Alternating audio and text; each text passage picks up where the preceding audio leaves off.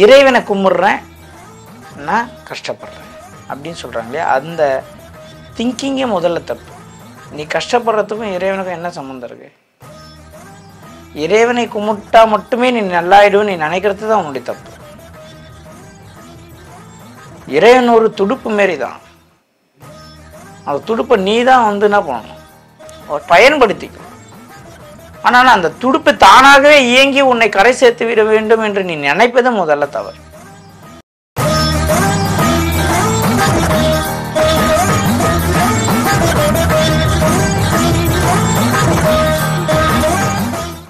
நீ எதை தேடுகிறாயோ அதுதான் உன்னை தேடுகிறது. நீ இறைவனை நோக்கி பயணிக்கிறன்னா இறை சார்ந்த விஷயங்கள் உங்க அது நீ யூடியூப்ல தரலாம் கூட உங்களுக்கு இறை சார்ந்த விஷயமே உங்க கண்ணுக்கு படும். அப்போ நீங்கள் இறைவன் என்னை கஷ்டப்படுத்துகிறான் அப்படின்னு முதல்ல நினைக்கிறதே தப்பு. இறைவன் கஷ்டப்படுத்தல, அனுபவத்தை கொடுக்குறாரு. அந்த அனுபவத்தை வைத்து நீங்கள் மேலே வரும். 6 இருந்து 60 வரை ரஜினி படம் இன்னைக்கு நான் பார்ப்பேன். அதை விட ஒரு கஷ்டம் வாழ்க்கையில இருக்குன்னா வந்துட போதா?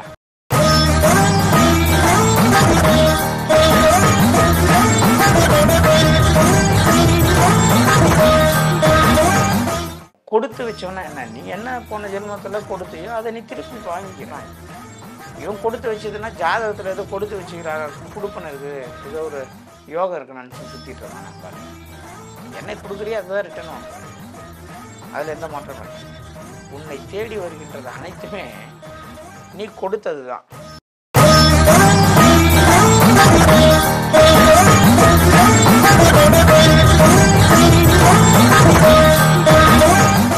டிவைன் வுட்ஸ் நேயர்களுக்கு அன்பான வணக்கங்கள்.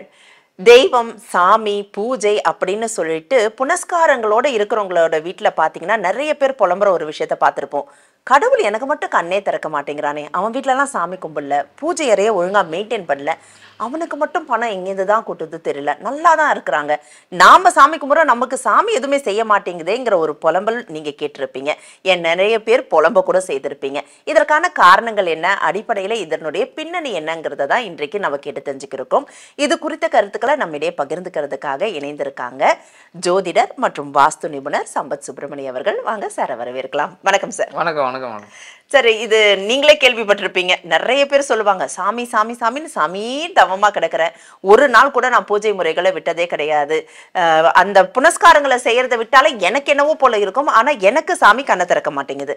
ஆனா ஒவ்வொருத்தர் வீட்டுல நல்ல வசதியா இருக்காங்க, அந்த பூஜை ரூமை கவனிக்கிறது கூட ஆள் இல்லை, ஆனா அவங்க வீட்டுல பணம் கொட்டுன்னு கொட்டுது, நல்லா தானே இருக்கிறாங்க, நாமளும் சாமி கும்பிடாம விட்டுடலாம் போல இருக்கு அப்படின்னு யோசிக்கிறவங்களே நிறைய பேர் இருக்கிறாங்க. இது எதனால? சாமின்னா இவங்களுக்கு மார்வடி சேட்டான்னு தெரில. மார்வடி சேட்டு நகையை கொடுத்தா பணத்தை கொடுப்பாரு. அந்த மாதிரி இவங்க பூஜை பண்ணால் பணம் வரும் அப்படின்னு இவங்க நினச்சிக்கிறாங்க. அது தவறு. மெடிக்கலில் போய் மருந்து வாங்குங்க, மளிகை கடையில் போய் மளிகை சாமான் வாங்க, ஆன்மீக இறைவன்கிட்ட போய் ஞானத்தை கேளுங்க, அறிவை கேளுங்க, தொழிலில் போய் பணத்தை கேளுங்க. புரியுதுங்களா? இப்போது இந்த குறி சொல்கிறவங்க, அருள்வாக்கு சொல்பவர்கள், ஓலைச்சுடி பார்ப்பவர்கள், வாஸ்து பார்ப்பவர்கள், ஜாதகம் பார்ப்பவர்கள், இவங்களுடைய பர்சனல் லைஃப்பில் போய் பாருங்கள், நிச்சயமாக இந்த பொருளாதார பிரச்சனை பெரிய லெவலில் இருக்கும். வெளியே இருந்து பார்க்கறதுக்கு பிரம்மாண்டமாக இருக்கலாம். 100% பொருளாதார பிரச்சனை இருக்கும். சார் நான் சார் நீங்கள் வேறு அப்போலாம் இல்லை சார், எனக்கு தெரிஞ்ச ஜோதிடர் அந்த கார் வச்சுருக்காரு, இந்த கார் வச்சுருக்காரு, இந்த பில்டிங் கிடையாது. ஒருவேளை மிகப்பெரிய அளவில் வசதியாக கோடீஸ்வரர்களாக வாழறாங்க அப்படின்னா அவர்களுடைய அந்த பிறரை காப்பாற்றக்கூடிய மனநிலைன்னு இருக்கு இல்லையா, அது சற்று குறைவாக இருக்கும். ஏன் சொல்கிறேன் அப்படின்னா, இறைவனை கும்பிட்றேன், நான் கஷ்டப்படுறேன் அப்படின்னு சொல்கிறாங்க இல்லையா, அந்த திங்கிங்கே முதல்ல தப்பு. நீ கஷ்டப்படுறதுக்கும் இறைவனுக்கும் என்ன சம்மந்தம் இருக்கு? இறைவனை கும்பிட்டா மட்டுமே நீ நல்லாயிடுன்னு நீ நினைக்கிறது தான் உன்னுடைய தப்பு. இறைவன் ஒரு துடுப்பு மாரி தான். அந்த துடுப்பை நீ தான் என்ன பண்ணணும், பயன்படுத்திக்கொள்ளும். ஆனால் அந்த துடுப்பு தானாகவே இயங்கி உன்னை கரை சேர்த்து விட வேண்டும் என்று நீ நினைப்பது முதல்ல தவறு. எனக்கு தெரிஞ்ச பெரிய பிக் ஷாட்டு பேர் சொன்னால் இன்னைக்கு எல்லாருக்குமே தெரியும், ஆனால் சொல்லக்கூடாது, ப்ரைவேசின்னு ஒன்று இருக்கு. அவர் வீட்டில் பூஜை ரூமே கிடையாது. அவர் எவ்வளோ பெரிய ஆள் தெரியுங்களா? இந்தியா லெவலில் அவர் பேர் சொன்னால் தெரியாத ஆளே கிடையாது. இந்தியா லெவலில் அவரும் நானும் பேசிக்கொள்ளும் பொழுது சொன்னோம்.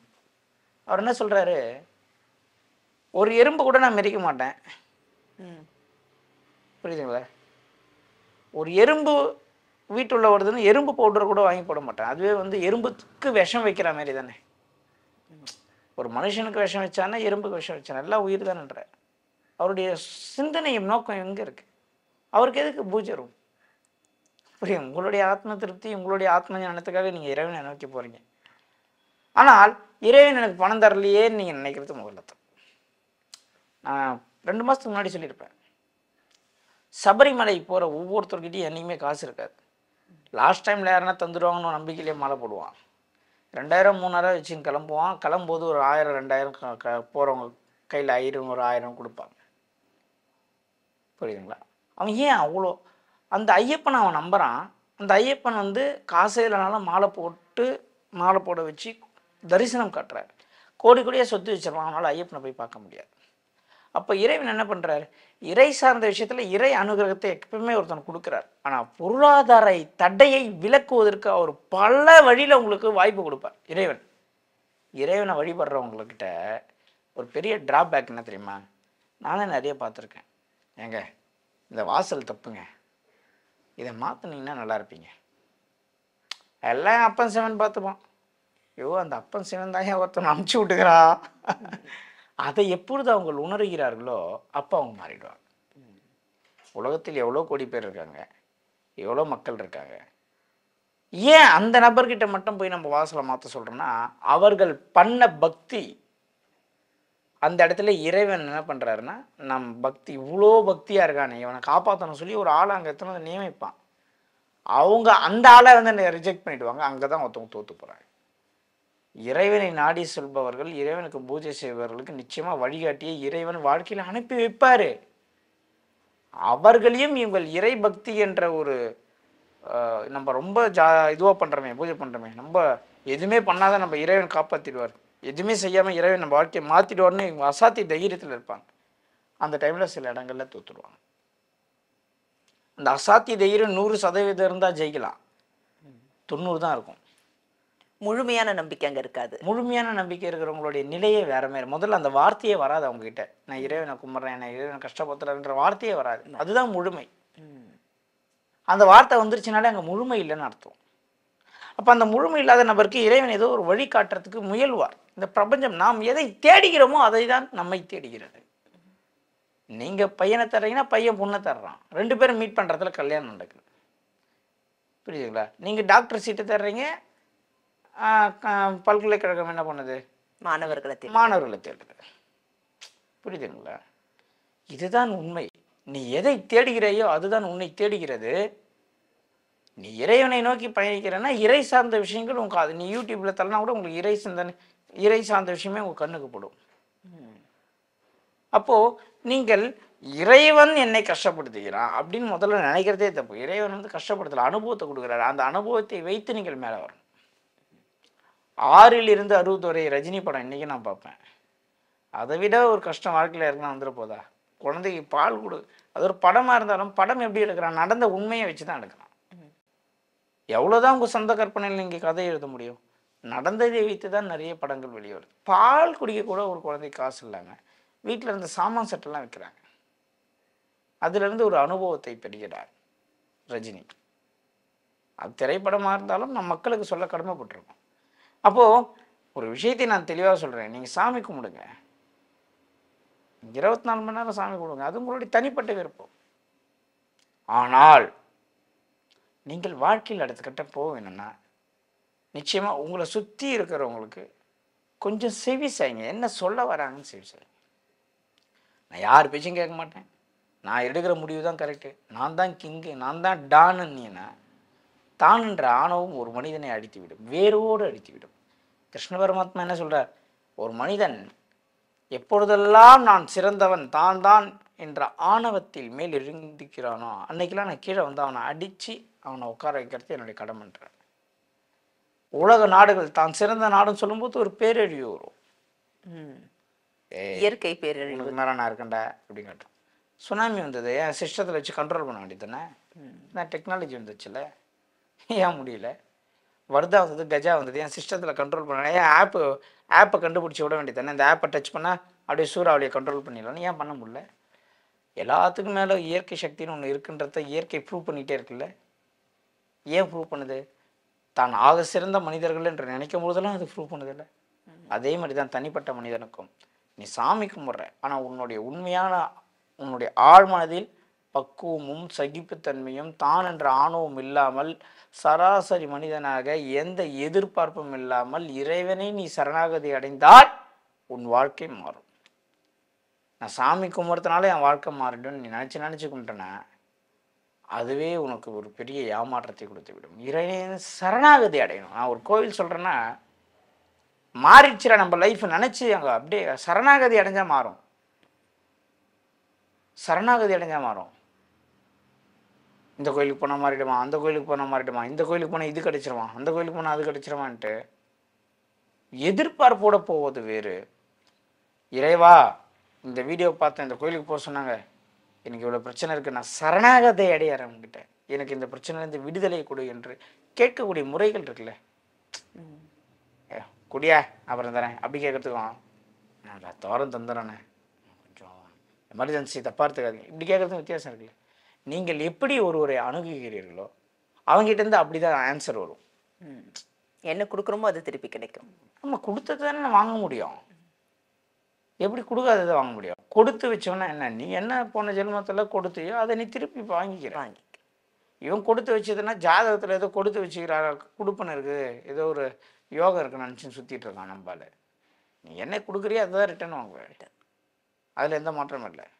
உன்னை தேடி வருகின்றது அனைத்துமே நீ கொடுத்தது தான். எனக்கு இப்போ 1 லட்ச ரூபா வருதுன்னா அது நான் கொடுத்தது தான். கொடுக்காத எனக்கு எப்படி வரும்? கொடுத்தது தானே வரும். உங்கள் ஏடிஎம் கார்டில் நீங்கள் போட்டு வச்ச பணத்தை தானே எடுக்க முடியும். போட்டு வைக்காத பணத்தை எடுக்க முடியாதுல்ல. முதல்ல போடணும், அப்புறம் தான் எடுக்க முடியும். இல்லை எடுத்துட்டு போட முடியுமா? எடுத்துட்டு போனோம்னா வட்டியோட போடணும். இல்லை எடுத்துட்டுன்னா கிரெடிட் கார்டில் போட்டோம்னா வட்டியோட போடணும் இல்லையா? எடுத்துட்டு போட்டால் வட்டி, அதுவும் டபுள் வட்டி ட்ரிபிள் வட்டி போடுவாங்களே. அதனால் முதல்ல போடணும், அப்புறம் தான் எடுக்கணும். அதுதான் முறை. முதல்ல கொடுக்கணும், அப்போ தான் பெற முடியும் என்பது தான் நம்மளுடைய தாத்பரியம். ஆனால் கொடுத்து பழகுங்கள், வாழ்க்கையில் மிகப்பெரிய மாற்றம் நடக்கும். அதில் எந்த விதமான மாற்றம் இல்லை. எப்படி கொடுத்து பழகுவது? நீ பூஜை செஞ்சுட்டு இருக்கீங்களே 3 மணி நேரம் 4 மணி நேரம் அவ்வளோ நேரம்லாம் பண்ணாதீங்க. ஒரு 10 நிமிஷம் பூஜை பண்ணிட்டு அடிக்கிற வெயிலுக்கு போய் பைபாஸ் ரோட்டில் நின்று ஒரு 100 பேர் டிரைவருக்கு மோர் கொடுங்க. ஒரு மார்க்கெட்டில் போய் நில்லுங்க, ஒரு தர்பீஸ் வாங்கி ஒரு 10 தர்பீஸை பீஸை போட்டு வரவங்களுக்கு கொடுங்க. அதுதான் இறைபக்தி. மனிதனுள்ள கடவுள் வாழறான். அப்போ உன் வாழ்க்கை மாறலன்னா என்னை வந்து கேட்கலாம். நம்ம சேனலில் வந்து நீங்கள் சொல்லலாம், சார் நான் இந்த மாதிரி பண்ணேன் சார், வாழ்க்கை எப்படி மாறாமல் இருக்கும்? இறைவன் என்பவன் மனித ரூபத்தில் நடமாடி கொண்டிருக்கிறான். நடமாடும் ஏடிஎம் மாரி சுற்றி இணகிறான். அதை விட்டுட்டு நீங்கள் பூஜை பண்ணுறேன்ட்டு இறைவனை குறை சொல்வதை தவிர இறைவனையே நீங்கள் திருப்திப்படுத்துறீங்க, உங்கள் வாழ்க்கை மாறிட போகுது. நிச்சயமா ரொம்ப அற்புதமா ஒரு விஷயம் சொல்லியிருக்கீங்க. பக்திங்கிறதுக்கும் சரணாகதிக்கும் வித்தியாசம். சரணாகதி மேடம், சரணாகதி அடைஞ்சிட்டா தானா அவன் கொடுத்துருவான். எந்த எதிர்பார்ப்பும் இல்லாம நம்ம சரணாகதி அடைகிறோம்னா நம்மளுக்கு என்ன தேவையோ அவன் கொடுக்க போறான். அதை விட்டு பக்திங்கிற பேர்ல அவன்கிட்ட நம்ம பிசினஸ் டீலிங் பண்ணிக்க கூடாது. அப்படி பண்ணாம இருந்தாலே நிச்சயமா வாழ்க்கையில ஜெயிக்க முடியும். அவனை சரணாகதி அடைஞ்சாலே போதும், நமக்கு தேவையானதை அவனை கொடுப்பாங்கிறத அற்புதமா நம்ம நேயர்களுக்கு புரியுற மாதிரி சொல்லி கொடுத்துருக்கீங்க. ரொம்ப நன்றி. நன்றி மேடம்.